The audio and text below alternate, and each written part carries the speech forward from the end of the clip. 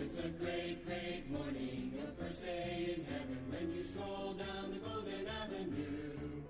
There are mansions left and right, and you thrill to every side, and the saints are always smiling, saying, how do you do? Amen. Good morning po sa ating lahat and happy Monday morning. Ito po yung lingkod ko, Chujong, kasama ko yung bahay sa Siman. Good morning, Siman. So from CBBC Singapore Outreach Free Ministry and CBBC San Pedro Laguna under the leadership of our Pastor Dr. Ed Laurenan. Welcome po sa ating live stream. Tayo po ay saglit na manalangin. Let's open in prayer. Father in heaven, Lord, we bless you.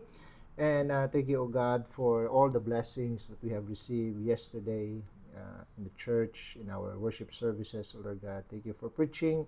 Thank you for fellowship. Thank you for encouragement, O Lord God. And thank you for the good night rest. Thank you, Lord God, for waking us up this morning with your brand new grace and brand new strength, brand new life. Thank you, Lord God, for giving us another opportunity to sit down and listen to your word. And we know, Lord God, that we need your word to encourage us this morning to before we go about in our work, before we go about our duties, Lord. May you speak to our hearts. And I pray, Lord God, that you would bless this morning's live stream. Bless your people, O Lord God, who will be joining in. And I pray, O Lord God, your Holy Spirit will speak to them and encourage them and lift up their hearts, O Lord God. And Lord, forgive us our sins. Prepare us for your blessings. In Jesus' name we pray. Amen. Share ko po muna yung ating live stream.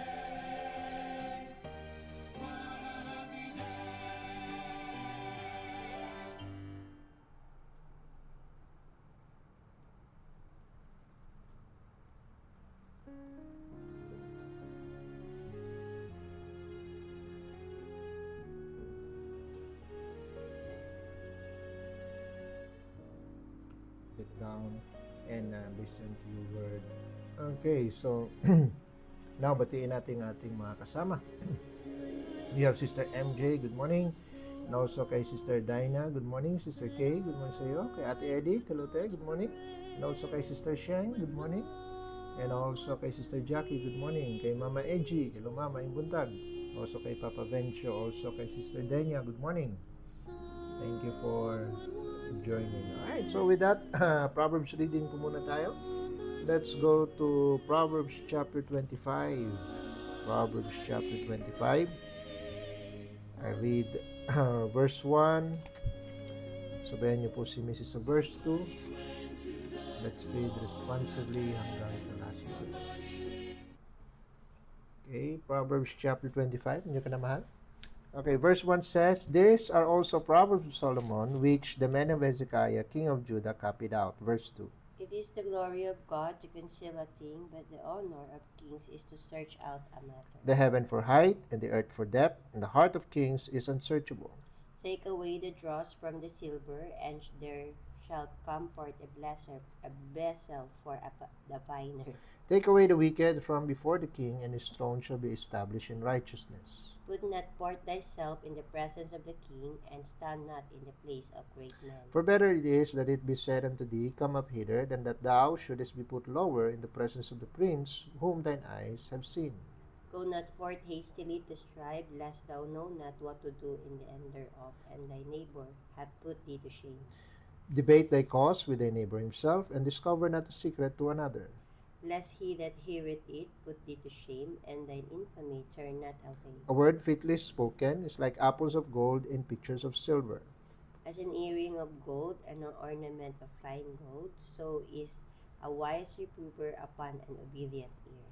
As the cold of snow in the time of harvest, so is a faithful messenger to them that send him, for he refresheth the soul of his masters. Whoso boasteth himself of a false gift is like clouds and wind without rain. For by long forbearing is a prince persuaded, and a soft tongue breaketh the bone. Hast thou found honey, eat so much as is sufficient for thee, lest thou be filled therewith and vomit it. Withdraw thy foot from thy neighbor's house, lest he be weary of thee, and so hate thee. A man that beareth false witness against his neighbor is a mote, and a sword, and a sharp arrow. Confidence in an unfaithful man in time of trouble is like a broken tooth and a foot out of joint.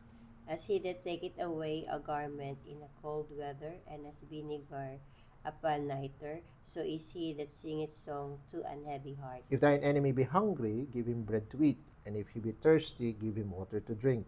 For thou shalt heap coals of fire upon his head, and the Lord shall reward thee. The north wind driveth away rain, so that an angry countenance a backbiting tongue. It is better to dwell in the corner of the housetop than with a rolling woman and in the white house. As cold waters to a thirsty soul, so is good news from a far country. A righteous man falleth down before the wicked, is a troubled fountain and a corrupt spring. It is not good to eat much honey, so for men to search their own glory is not glory. Last verse. He that hath no rule over his own spirit is like a city that is broken down and without walls. Amen. Purihin ng Panginoon. Now, look at this verse 15. Go to verse 15. Sabi dyan, for by long forbearing is a prince persuaded, and a soft tongue breaketh the bow. A prince there, hindi po yan Prince Charming. In the King James, the word prince means ruler. Okay? And so by long forbearing, meaning patience, by patience or by long forbearing is a prince, a ruler, someone in authority. He is persuaded. So hindi mo that goes to what the verse is saying is we know our place. We cannot demand from authority. We need to be humble, especially before God. Or with anyone in authority, kung yung ang earthly authorities, nagiging patient tayo, how much more sa Panginoon? Di ba? Sabi nga dito, by long forbearing is a prince persuaded, and a soft tongue breaketh the bone. So hindi mo po pwedeng pumunta ka sa authority and you raise your voice and you exert your pride, and gusto mong masunod yung gusto mo. No, it cannot be like that. When you are someone someone below, that authority, you need to recognize your place. You need to know your place.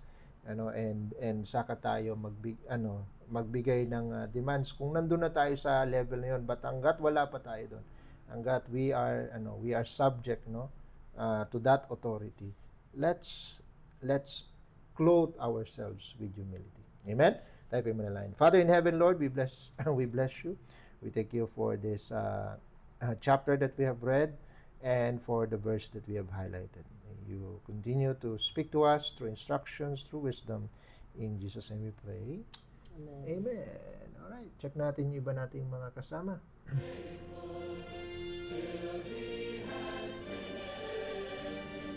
Okay, so we have Sister LV, good morning. Sister Tere, good morning sa iyo. Kay Sister Laila, good morning.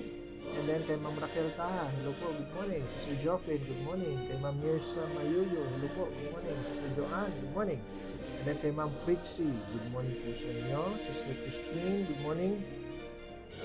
And also kay Sister Jayan, good morning. Kay Mama Ibing, hello ma'am, ay buntag. Thank you for joining.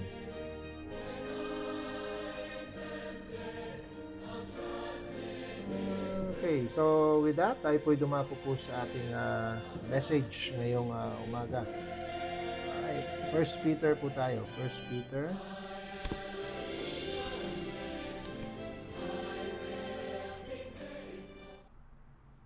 Okay, 1 Peter chapter 5.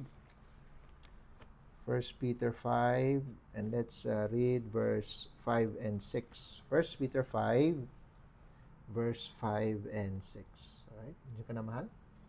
Okay, sabi dito let's read together, verse 5 and 6, ready, go. Likewise, ye younger, submit yourselves unto the elder, yea, all of you be subject one to another, and be clothed with humility. For God resisteth the proud, and giveth grace to the humble. Humble yourselves, therefore, under the mighty hand of God, that he may exalt you in due time. Likewise, ye younger, submit yourselves unto the elder, and yea, all of you, be subject one to another, and be clothed with humility. Right? I'd like to speak about the subject this morning, entitlement versus grace. Entitlement versus grace. Tayo po muna yung manalangin. Father in heaven, Lord, we bless you. We thank you, O God, for this time that you've given us to study your word. Thank you for your word. Thank you for the passage that we have read. Bless us now, O Lord God, as we meditate upon your word, as we expound on the wisdom of this passage, O Lord God. I pray, Lord, that you would help your servant and give me words to say and empower me, O Lord God, but let your Holy Spirit be the one to speak to the hearts of your people. Only let your name, O Lord God, be lifted up. All of these things we ask, forgive us our sins. In Jesus' name we pray. Amen. Entitlement versus grace. Now, nowadays, there's a if you would notice, especially in this generation, there's a dangerous attitude that is, spreading across. I mean, hindi naman ito exclusive sa generation na ito, but it is more, sabihin na nating obvious, and that is the sense na, that one deserves something that he has not worked for. Diba? And that's the attitude of entitlement. Amen? Hindi po enlightenment, ha? But entitlement. Amen? Yan po yung and if yung bang parang he deserves things na hindi naman niya pinaghirapan. Diba? And parang yun, feeling worthy. And that is the language of the proud. Na kumbaga nagde-demand, nandun yung mindset na the world owes them something, or na kumbaga God, what's worse is God owes them something, or the church owes them something, and the thing is, the word of God, ang tinuturo ng salita ng Diyos, is the exact opposite, that we are not entitled to anything. We are not even entitled with grace. Why? Kasi grace, by definition, is what? Undeserved favor. Amen? The proud, kagaya siya nung Pharisee dun sa Luke chapter 18. Di ba? He lifts up his head, and then sinasabi niya na siya daw nagpa-fast, nagbibigay daw siya ng tithes, and he is even like, sinasabi niya yung kanyang superiority over this, kasi sabi niya, unlike this publican, not like this publican. Pero, ni-reject siya ng Panginoon. Why? Kasi the principle is, God resisted the proud. Amen? Ano yung ibig sabihin ng resist? Di ba, pag meron tayong, pag merong na umaakla sa gobyerno, anong tawag natin doon sa grupo na yun? Resistance. Di ba? Ibig sabihin, kumukontra. Yun ibig sabihin ng resist. To oppose. Opposition. Amen? Isipin mo, the Almighty God is the one opposing you because of your what? Because of your pride. Siya yung nagpo-push back. Amen? Siya yung humahad lang sa'yo. He is the one resisting you, opposing you. Hello? Mananalo ka kaya? Hello? When the Almighty God Himself is the one standing. Amen? Kumbaga, and by the way, resistance is a military word. To resist.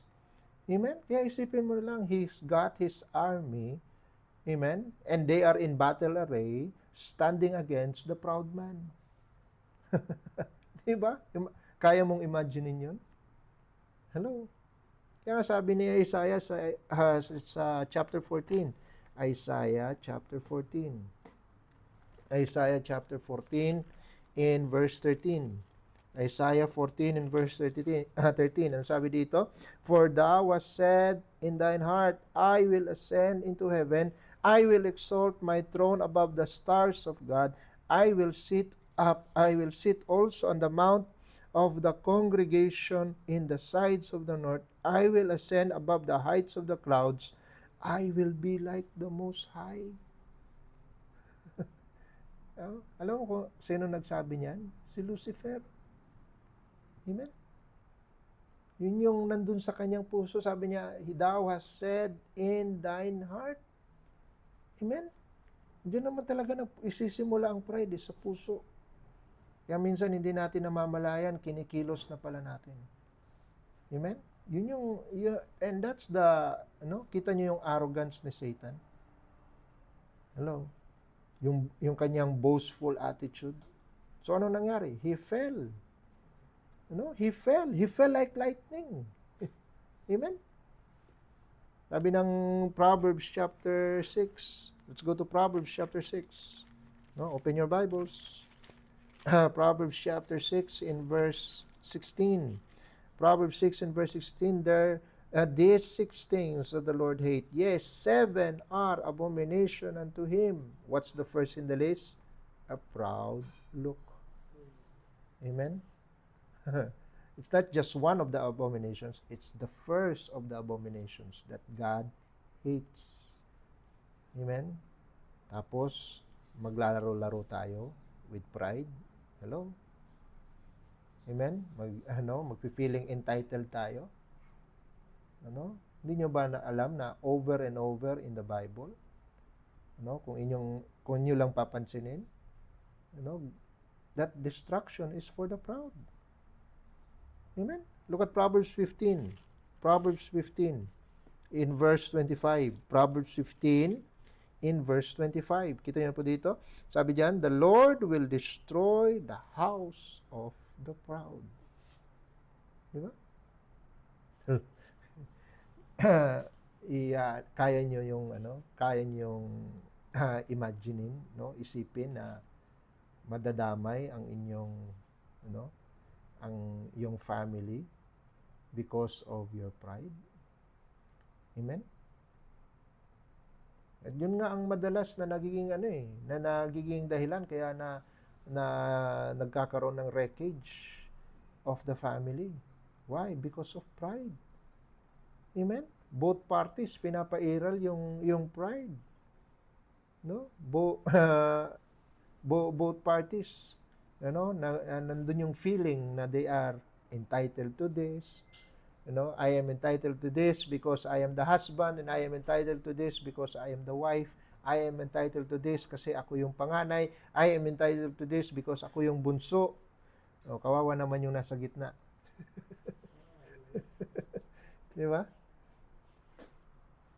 I am entitled to this kasi ako yung nanay. I am entitled to this kasi ako yung lolo, ako yung lola. Hello? Puro entitlement. Amen? Kaya ano nangyayari? Di ba?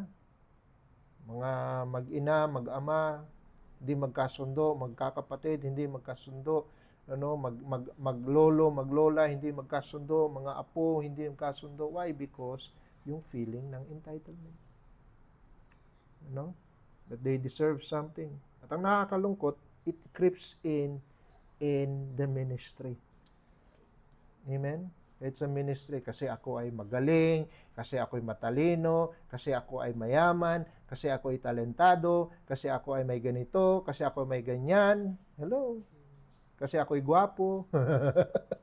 Kasi ako ay, kasi marami akong kaibigan, ako ay charming, ako ay may pleasing personality. Hello? Wala po tayo sa beauty pageant. Amen? We should not be feeling entitled to anything. Amen? Dapat nga, let us submit ourselves one to another. Amen?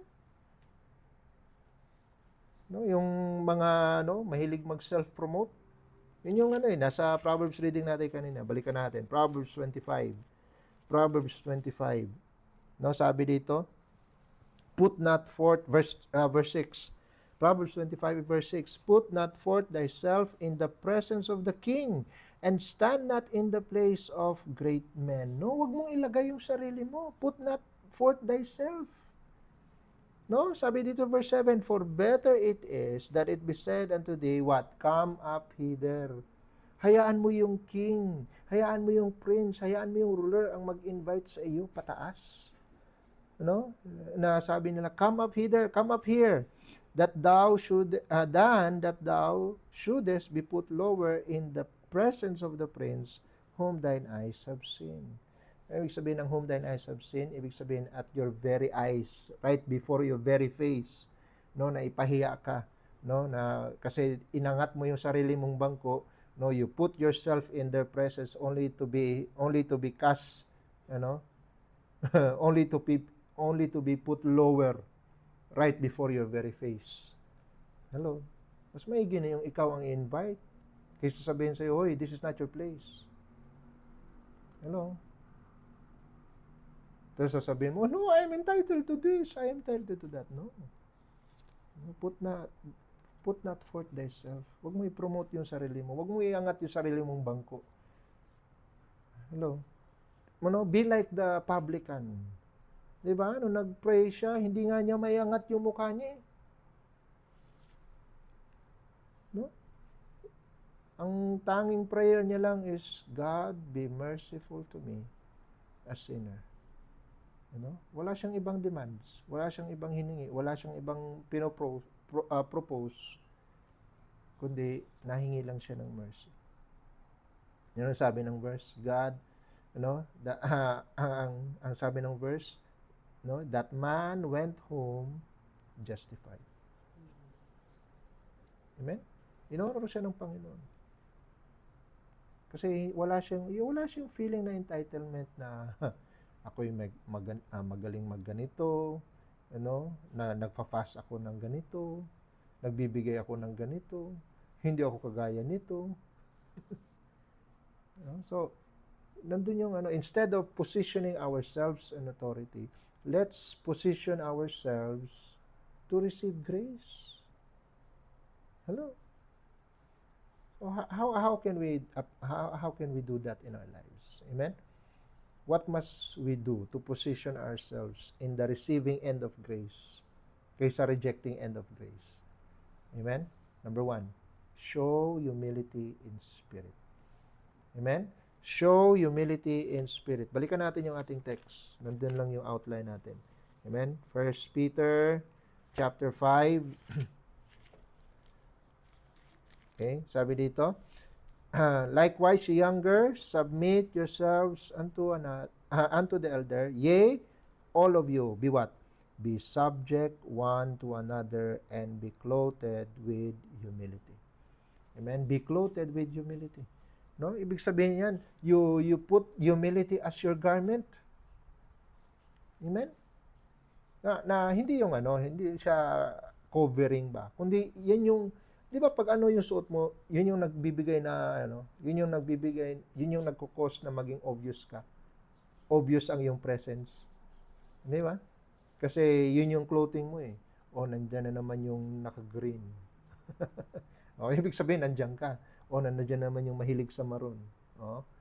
Kasi that's your garment. Di ba? Ikaw yung kumbaga pag tiningnan yung garment mo, yun yung unang i-observe sa'yo. Di ba?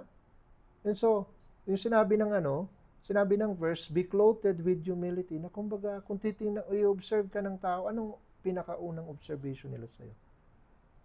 Yung taong yan mayabang. Ang pangit, di ba? Yung taong yan mahangin. Hello? Yung taong yan feeling. Hello? Dapat be clothed with humility na kung unang sulyap pa lang nila sa iyo ay yung taong yan, wala kang makitang ere. Di ba? Why? Because he is humble in spirit. Amen? Dapat yun yung covering ng Christian life natin.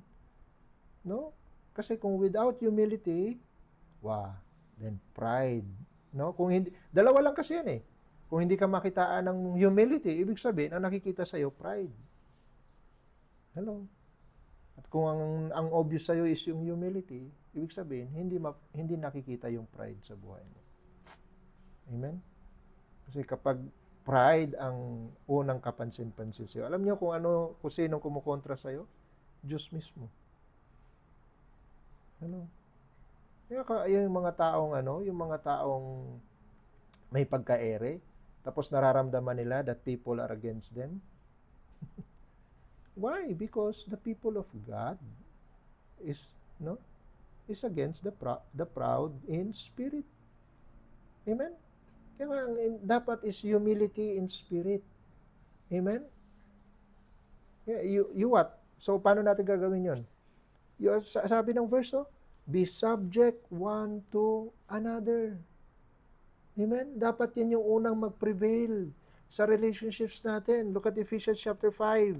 Ephesians chapter 5 in verse 21. No, Ephesians chapter 5 in verse 21. I just like to give you some observation sa passage na ito. Sabi dito sa Ephesians 5, starting with verse 21, sabi diyan, submitting yourselves one to another in the fear of God. Submitting yourselves one to another. Then sa mga susunod na sa susunod na passage, it talks about relationships. That wives submit to the husbands. Sabi sa husbands, love your wives. Sabi sa children, obey your parents. Sabi sa mga fathers, provoke not your children to wrath, but nurture them. Sabi sa mga servants, be obedient unto your masters. No? And then sabi naman sa mga masters, you forbear with your servants. Be patient with your servants. Di ba? It's about relationships. And lahat yan falls into the umbrella ng verse 21 that says, submit yourselves one to another in the fear of God. Meaning you recognize your role, you recognize the role that is of the one that is above you, and you honor that kasi that is their God-given role. Amen? Pero kung meron ka mang role na binigay ng Panginoon, then don't demand people. Sila yung merong tawag nito, sila yung merong commandment to submit, no? At ang nag-command sa kanila ay Diyos. Amen? And it's not for you to force them. Amen? Don't be entitled enough na sasabihin, oy, you respect me. Hello? Hayaan mo ang Panginoon ang mag-convict sa kanila to respect you. No, wag kang feeling entitled. Amen. Show humility in spirit. Why? Because once na nakitaan ka na ng pride ng Panginoon, God sees your heart, and that would lead to your destruction. No? Proverbs 16, pride goeth before destruction. Amen? And a haughty spirit before a fall. No? Pag tayo ay ma-pride, no?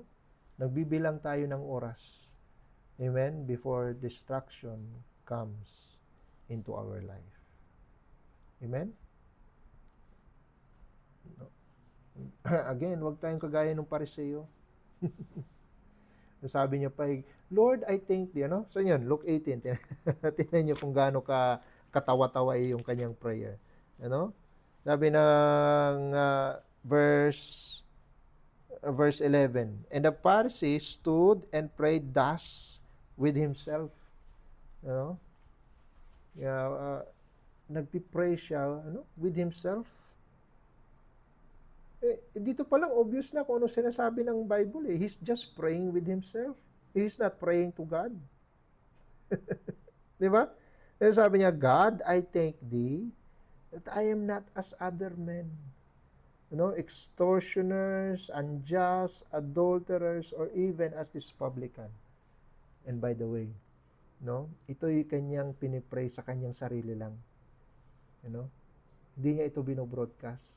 Ibig sabihin, ang Diyos lang nakikinig. Pero ito pinaparinig niya sa Diyos. Ito yung pinaparinig niya sa Diyos na, God, I thank thee that I am not as other men. Sabihin mo yun sa Panginoon na I am not as other men, na extortioners, na unjust, na adulterers, na kagaya nitong katabi ko na publican. Sabi niya, I fast twice a week, I give tithes of all that I possess. Abay, anong gusto mong sabihin sa'yo ng Diyos? Bless you? Nagmamayabang tayo sa Panginoon, whereas it's only by grace that we can do such things. Hello? Dapat magpasalamat tayo sa Panginoon. Amen? Because we do not deserve these things. Amen? We do not even deserve to be in the ministry. Why? Because we're just sinners saved by grace. Amen? Sabihin mo may mga talent. Pero saan galing ang Diyos? Saan galing yan? Di ba sa Diyos din? Amen? Sabihin natin may mga accomplishments tayo. Pero saan galing yan? Di ba sa Diyos? Amen? Sabihin mo na meron kang wealth. Di ba? Saan galing yan? Di ba galing din yan sa Diyos? Sabihin mong ikaw ay may ganitong posisyon, pero saan galing yung promotion mo? Di ba galing din yan sa Diyos? So bakit mo kailangang ipag-iitan? Di ba? Ba't kailangan nating i-push yung sarili natin sa ganong klaseng posisyon?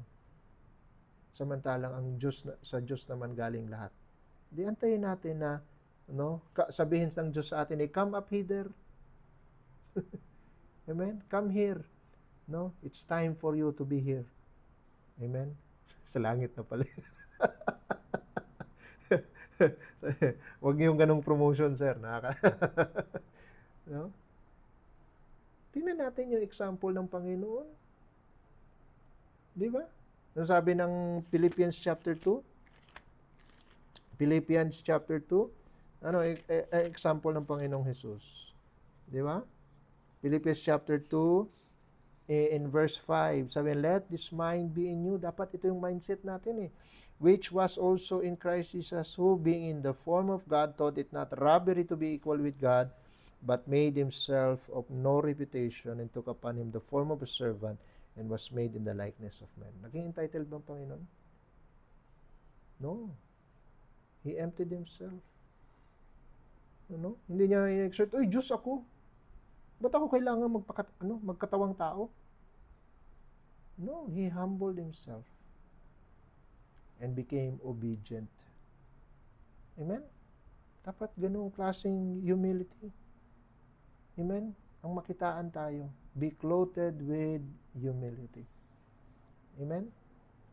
Yun yung magiging obvious sa atin. Yun yung garment natin. Amen? At i-reject natin yung pride na gumagapang sa puso natin.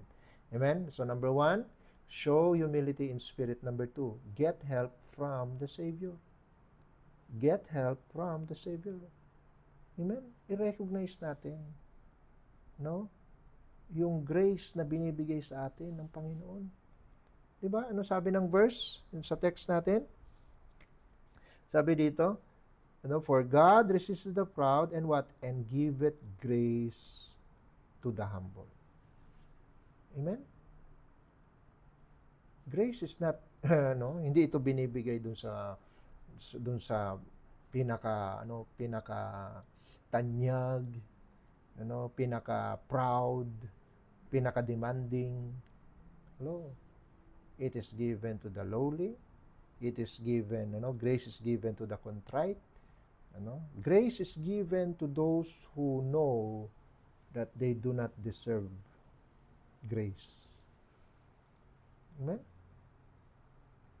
Grace attracts, or humility attracts grace. Amen? Yun yung lagi nating tandaan. Humility attracts grace. Amen? Gusto mo ng biyaya ng Panginoon? Huwag kang pakitaan ng pride. Amen? Kasi hindi yan, at by the way, kung proud ka, hindi mo rin ma-appreciate ang grace. Hello? ang proud na tao, hindi niya ma-appreciate yung grace. Why? Kasi ang sa tingin niya, galing sa kanya yun. Hello? Deserve niya yun. Entitled siya dun. Yun yung attitude ng proud. Kaya nga wala yung grace sa vocabulary niya. Although lip service, pwede niya sabihin, it's all by grace, pero praise me, it's all by grace. That's a good example of an oxymoron, kapatid. Amen? Ano sabi ng James chapter 4 verse 8? James chapter 4 in verse 8. James chapter 4 verse 8, sabi dito, draw nigh to God and He will, verse James chapter 4, verse... Nagkamali ako ng lista. No. 6. Sorry, verse 6 pala. Sabi dito, but he giveth more grace, wherefore he saith, God resisted the proud, but giveth grace unto the humble. Amen? At ito pa, kung humble ka, ang binibigay lang sa'yo ng Panginoon, hindi lang isang beses na grace. Hello? Ang binibigay ng Panginoon, more grace. Amen? Kaya kung tayo naghahangad ng biyaya ng Panginoon, let's be clothed with humility. Yun yung promise ng Panginoon.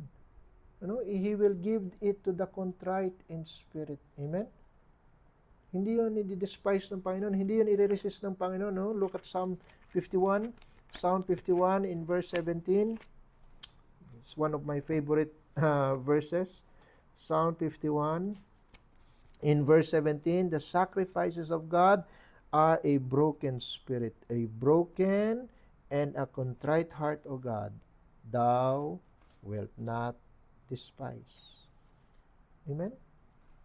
The sacrifices of God, yung mga sacrifices na nakakarating sa Diyos, they are given by a broken spirit. Amen? Why? Kasi a broken and a contrite heart. Hindi yan dinidespise ng Panginoon. Hindi yan nire-reject ng Panginoon. Hindi yan nire-resist ng Panginoon. Yan ay nire-receive ng Panginoon. Amen? So let's be broken. Let's be contrite. Amen? Ang pinapakinggan ng Panginoon, yung cry of yung cry of mercy. Why? Because we do not deserve anything. Kita mo yung publican, he went home justified. Kasi ang prayer niya, God be merciful unto me, a sinner. Amen? We all need the help. We all need the help of Christ. We all need the help of our Savior. Amen? Without Him, we can do nothing. Amen? Kaya let's not lift up ourselves. Let's lower ourselves before the throne of grace. Amen? Only, para hindi tayo ma-block. Amen? Isipin mo yun. I-WhatsApp ka ng Panginoon dahil nakita niya, i-WhatsApp mo yung Panginoon through prayer dahil nakita niya may pride ka sa puso, ibablock ka ng Panginoon. Kaya mo bang i-picture yun? Hello? So, number 1, show humility in spirit. Number 2, get help from the Savior. Number 3, the last, be honored in season. Amen? Be honored in season. Ano sabi ng verse 6?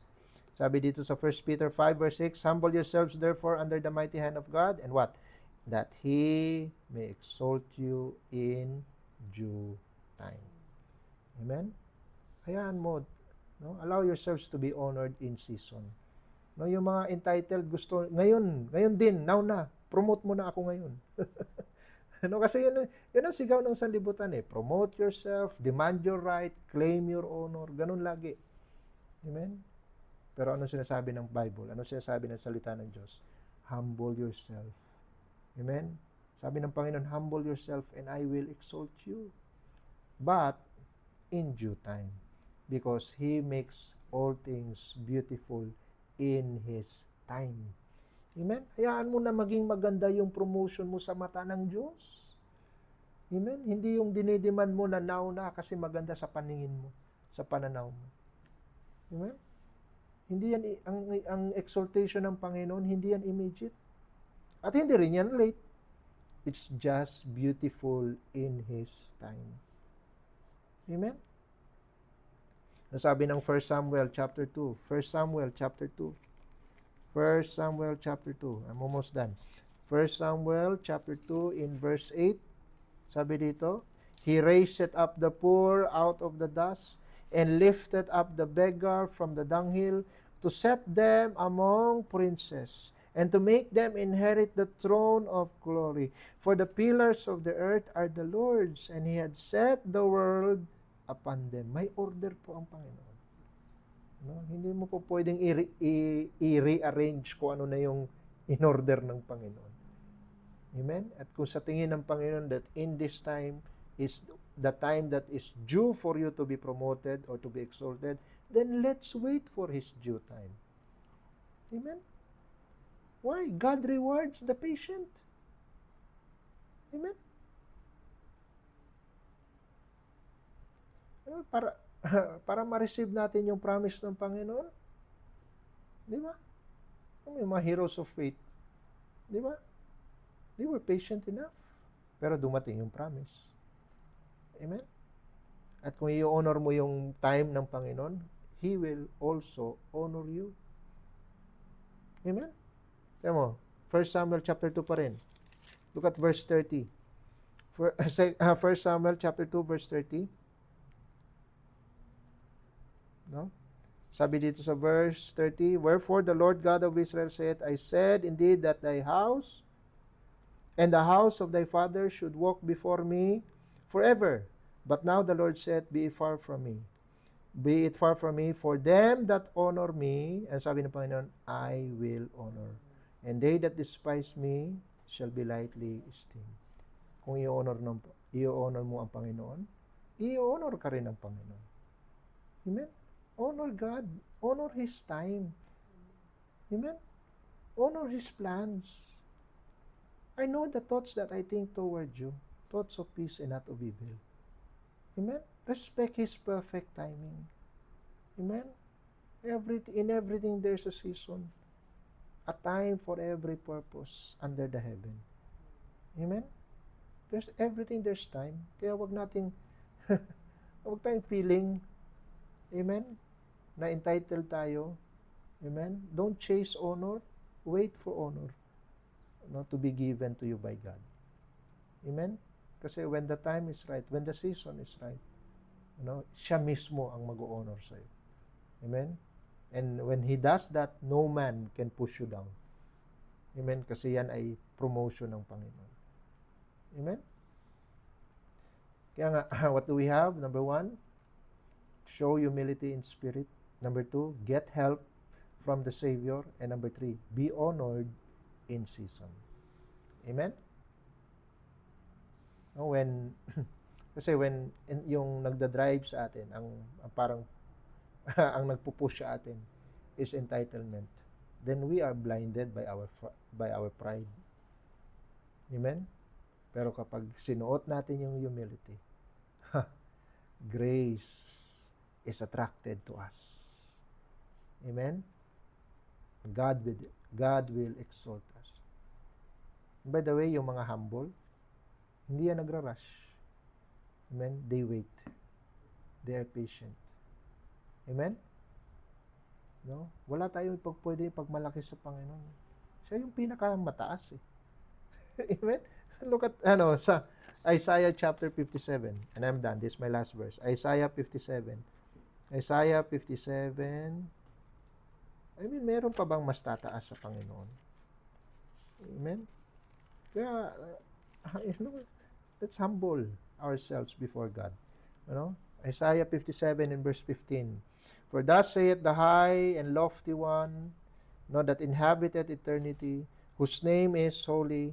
Sabi niya, I dwell in the high and holy place. And with Him, look at this, and with Him that is of a contrite and humble spirit, to revive the spirit of the humble and to revive the heart of the contrite ones. Amen? Saan nagdidwell ang Panginoon? Kasama yung mga contrite and humble in spirit. Amen? Yung ibig sabihin, na-attract ang Panginoon sa'yo. Gusto kanyang samahan lagi. Amen? Pero kapag ikaw ay proud, ayoko sa'yo. Na-allergy ang Panginoon sa'yo. You are abominable. It's one of the 7 things that the Lord hates. The first one, that the Lord hates. Kaya let's show humility before God. Amen? Yung mga entitled, they demand. Pero anong nangyayari? In the end, ika-cast down din pala sila. Why not just humble and wait for God to lift you up? So, If you're given a choice, humility versus pride, always choose humility. Amen? The wise choice would always be humility. No? At pag yun ang pinili mo, you will find grace that your entitlement can never give. Amen? Tayo po manalangin. Father in heaven, we bless you. We thank you, O God, for your word this morning. Thank you, O Lord God, thank you for speaking to us, reminding us, and humbling us that our pride will get us nowhere. And so we pray, O Lord God, that we always be of a humble heart, that in due time, O Lord God, we will see ourselves being promoted by you, being exalted and honored by you. And what an honor is it, O Lord God, if it comes from your very hand. And we pray, O Lord God, that we be people who realize how beautiful humility is. Let not pride be part of our life. Help us to be clothed in humility. Help us to be humble before you. In Jesus' name we pray. Amen. All right. I hope naging blessing po ang message po ngayong umaga. Batiin natin ang ating mga kasama.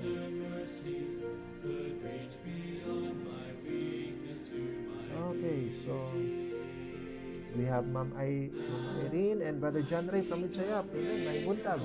Sir Johnny Valete. Amen. Sir, good morning. Thank you po for joining. Amen. And also kay Sir Herbert. Sir, good morning. Thank you po for joining. And also kay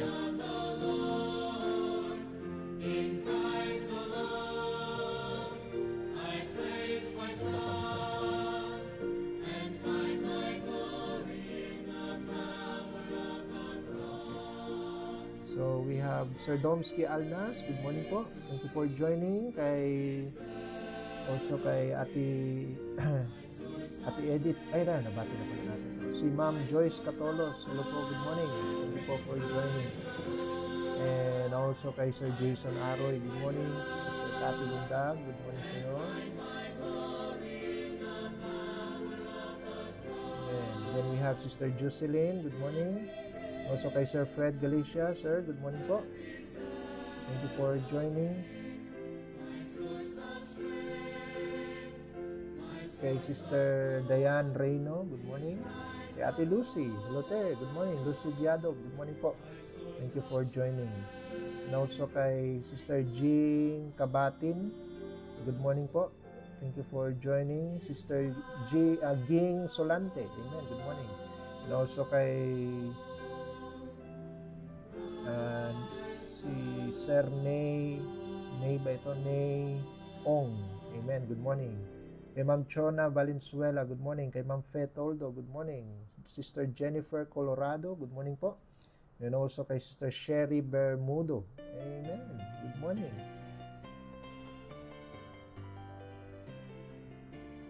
Alright, so diyan po nagtatapos ang ating morning devotion. So magkita-kita po tayo muli sa Wednesday. No? Sa mga bago, ang ating programa ay MWF lamang, Monday, Wednesday, and Friday. Right? So sa Wednesday po tayo magkikita-kita po. Right? Tayo po magwakas po sa panalangin. Father in heaven, Lord, we bless you. And thank you, O God, for what you have given us this morning, the reminders, the encouragement, O Lord God. And I pray, O Lord, that your word will stay in our heart. Help us to keep it, O Lord. Help us to apply it. Let it be seen in our lives. The humility that your word is talking about. And I pray, O Lord God, that you would bless the rest of the day in our work, in school. Lord, bless our loved ones. Keep them safe and in good health. And I pray, O Lord God, for every member of the outreach. Lord, let your revival continue. Thank you, Lord God, for your word that was given to us yesterday. And help us, O Lord God, to apply the truths that we hear from your word. Let it be seen in our lives. Help us, O Lord God, to be obvious as your people, O Lord God. And I pray, O Lord God, for wisdom, for good health and strength for the rest of the day. Bless, O Lord God, our pastor. May you continue to give him good health and wisdom and strength. And Lord, thank you for this live stream program. May you continue to use this, O Lord God, as a blessing to your people.